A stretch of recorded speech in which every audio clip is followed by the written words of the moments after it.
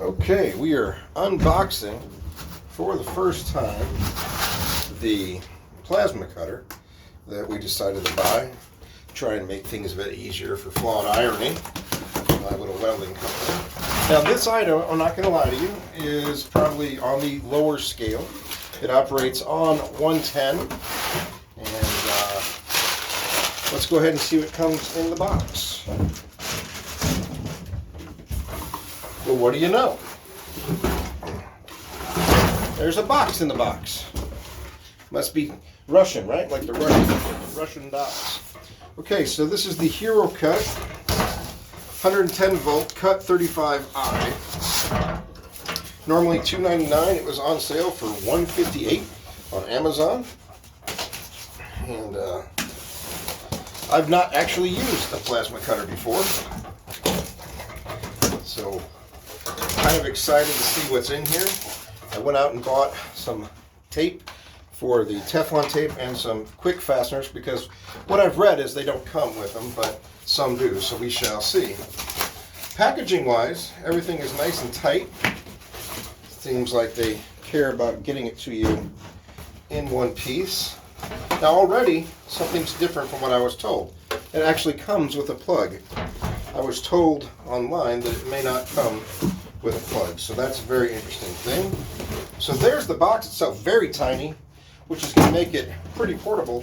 You can add compressed air in a can, or you can use what I'm going to use, a small compressor, and see what comes there. So what you don't see me doing. Here we have the unit here. Let's go ahead and pull that out. It's very, very, very basic. Okay, so you have the unit itself. Now the unit power control is here in the back, if you can see. Here's going to be your air in. You have a place up here to mount your air and everything else. And as I said, if you look at the description, it'll tell you that the power cord is not attached. In this case, with the Hero Cut here, the power is attached. And when we use this, this is going to come and attach right up here. So, and there, it's already turned on. Let me, that's a little scary. It's on. Maybe just the fan's on right now. So, we'll go ahead and unplug that. Don't worry about that thing falling down. That was the speaker. Okay, so we're going to set this aside, and we're going to look inside the next box. In the next box, we have the air line, which we're going to need to assemble. We have your ground with a DINS unit on it. Go ahead and take off that connector there. My trusty little knife. To show you just how easy this is all going to go together. And again, I'm not even reading the instructions because it is very intuitive. Put that in, and your DINS is in place. Your next piece is going to be your actual cutting torch or plasma end, which comes with a very nice shielded line, which is kind of nice. And we got some consumables in here. We'll pull those out. Another empty bag. And again, this is all set up really easy. Now I'm not really showing you high quality video, I suppose, but there's a little plastic cap here. It's going to be a little bit of a butt to get off, but it just is a little rubber cap to protect the brass, which is nice. Now, I don't believe you need to put Teflon tape on that connection. I don't see other people doing it. So we've got that connected there. And you've got your DINS unit, which will only go, or your plug-in for your controls, which will only go exactly one way. And you just got to be a little bit smarter than it to get it on. Now this is a little cheap plasticky thing, so be careful you don't strip it. But make sure we have that on there. And I know that I'll probably regret not putting some tape on that. Because we're just trying it for the first time, we're going to see what happens. And go from there.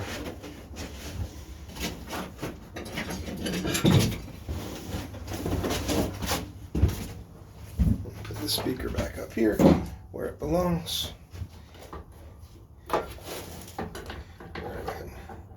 You know, you don't want to over tighten on brass, so we'll just get that on there fairly well.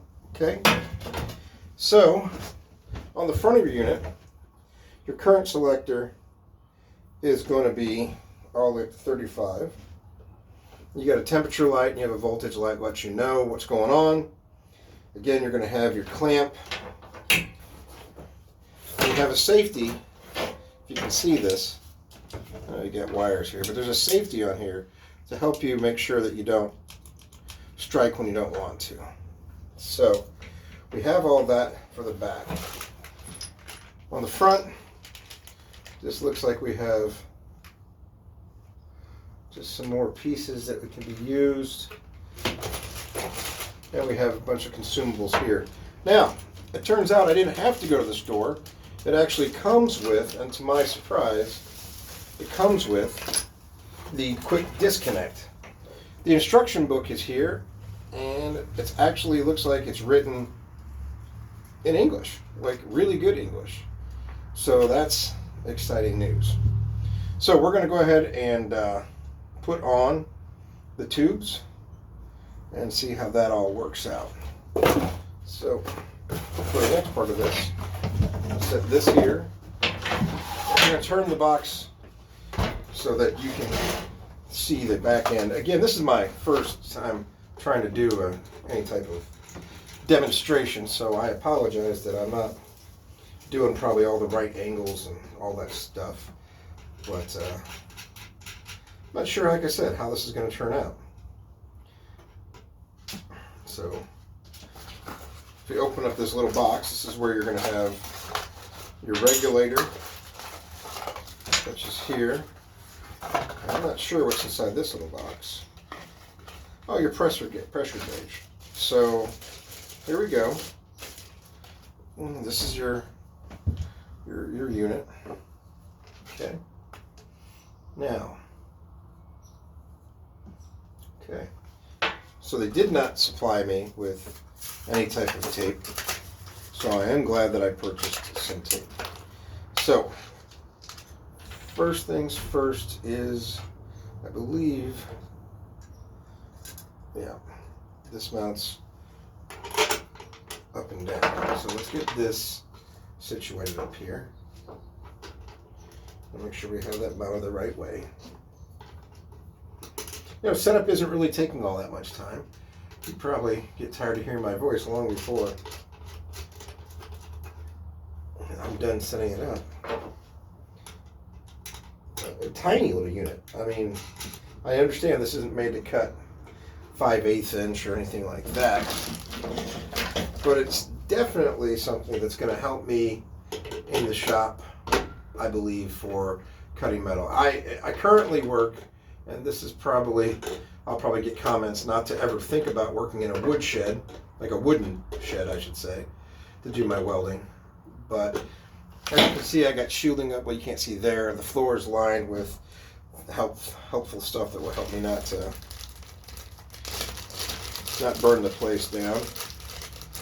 So we got some fittings.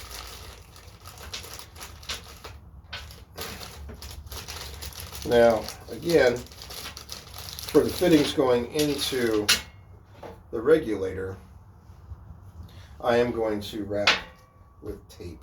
So, from what I understand, air is going to come in from this side and go out. So let's get this going.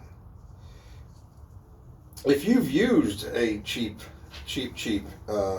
plasma cutter, I'm curious what your thoughts are on them. I was, of course, advised by my local welding shop not to buy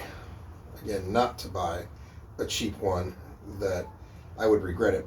But to be fair, I'm not living the high life right now, and if I can get this to do the job for a couple of years so I can build my business, then I could see buying a multi wattage or voltage, I should say, machine, and a bigger machine. Maybe I'll stick with Lincoln, which is what I have for my welder. And my welder is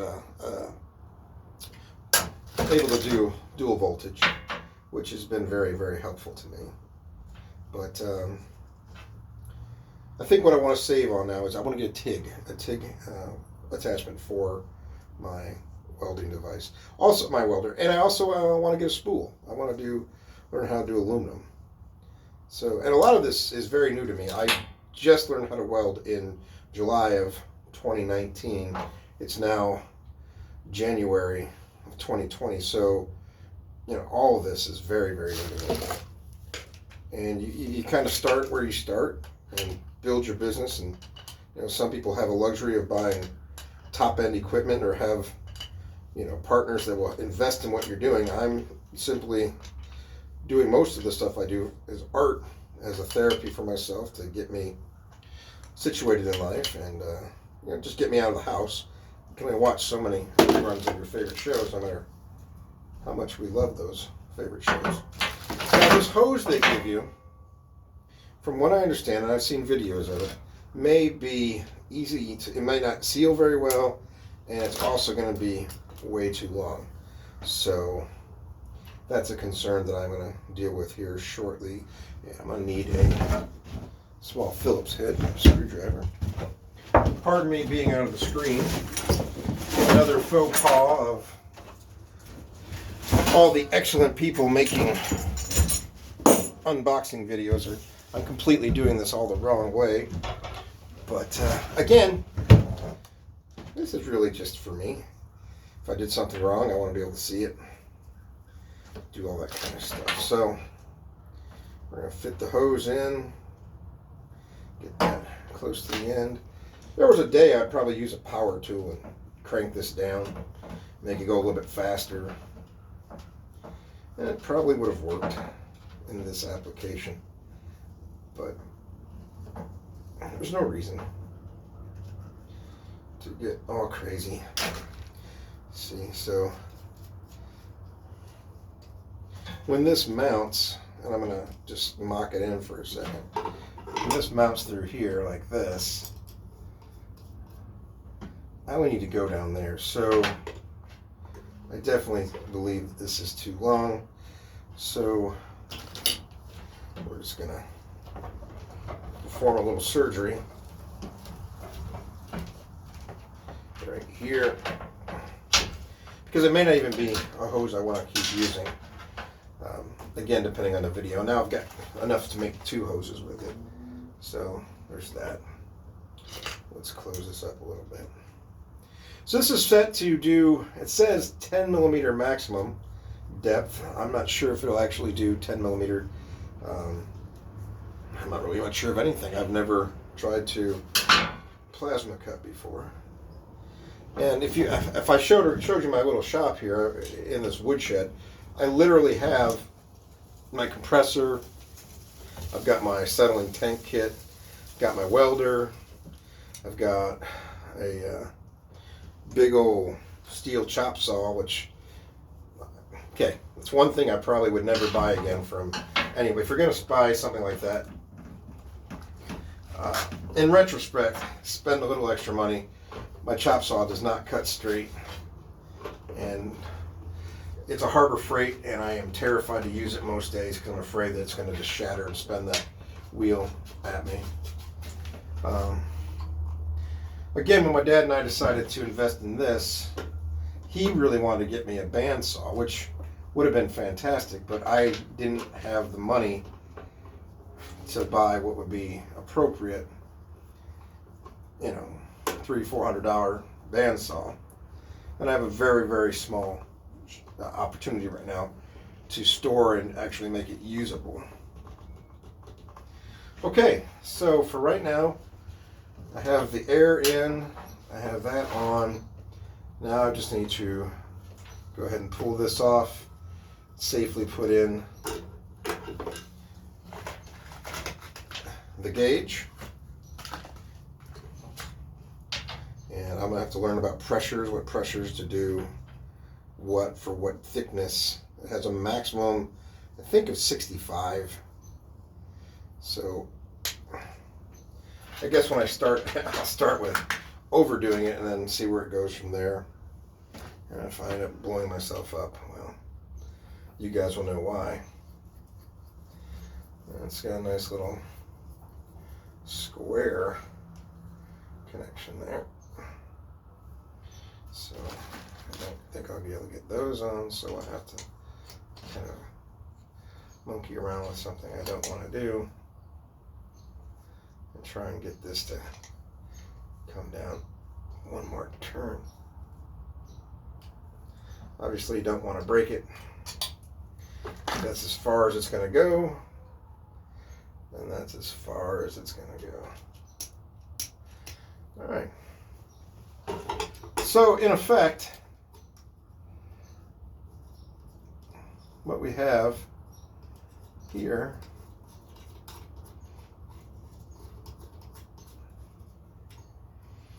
is the system set up in what?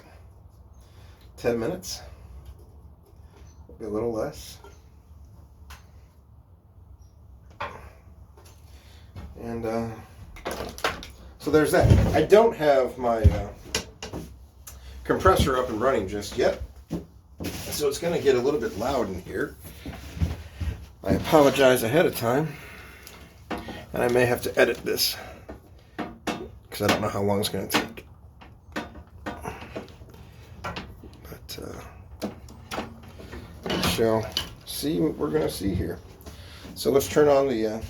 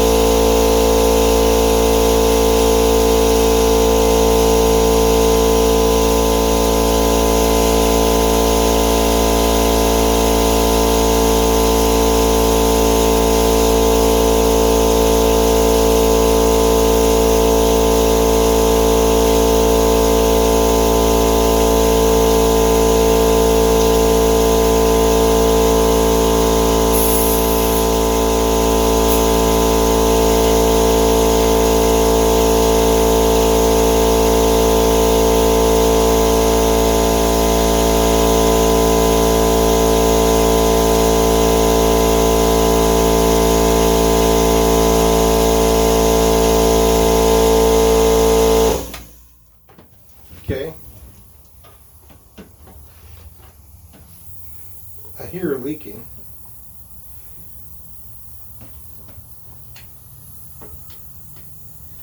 But I don't see. I think it's actually coming from my end here. No.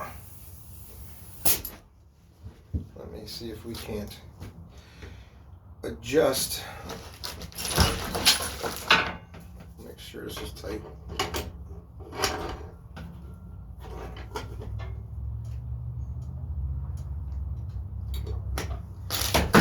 tighten that back up.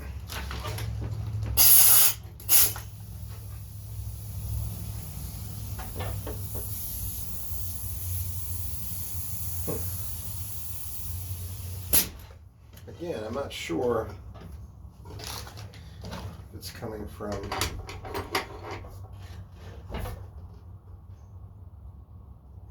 I don't want to overdo anything here.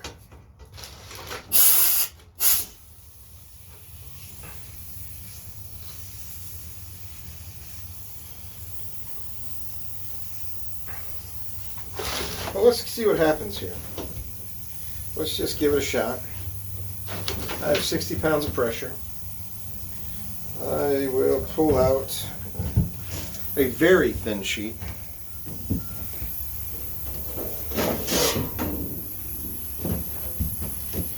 Hold it in place this way.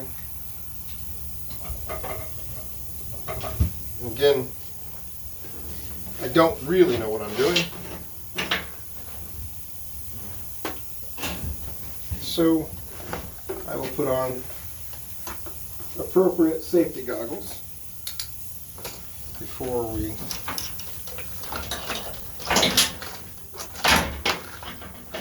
plug it in. Kids, maybe don't try this at home. Let's get a pair of gloves here.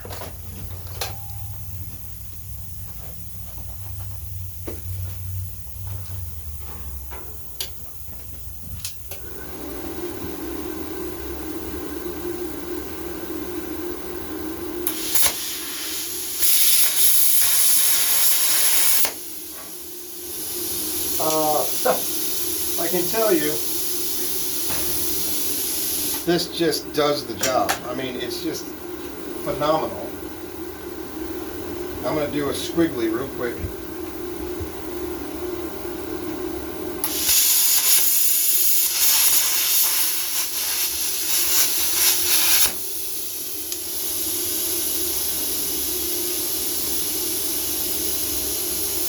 I've never seen anything cut like that before.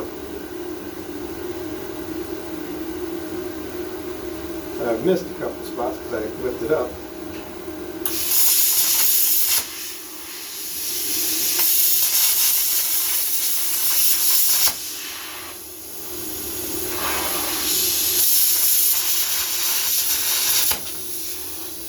So that should show, just real quick,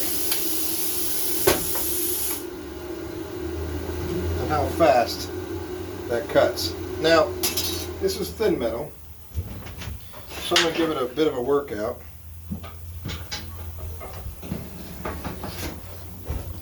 You can see how thin that was. So, just for giggles, I happen to have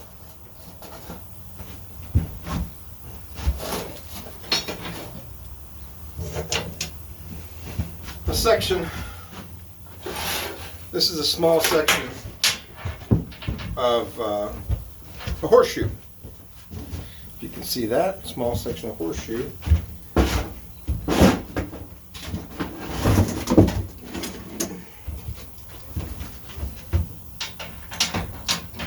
going to attach it to my bench and see what happens if I try and cut it.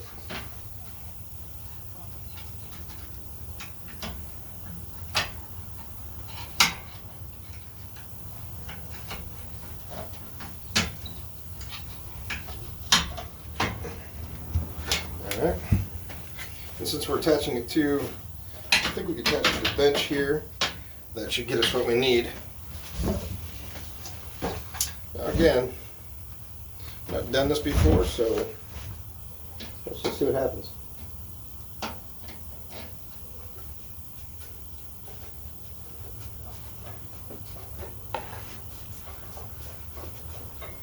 The box does have to be turned on. Let's turn on the compressor.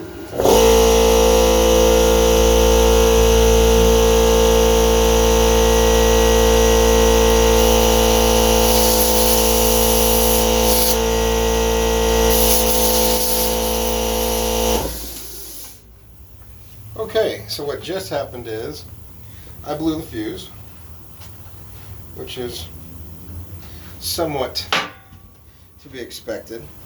I'm running the air compressor and I'm running the device. But let's see what happened to the horseshoe. If you can't see, I'll bring this out here for you. It actually did scribe quite almost all the way through. That's a very hot horseshoe this time. So there you go. It works.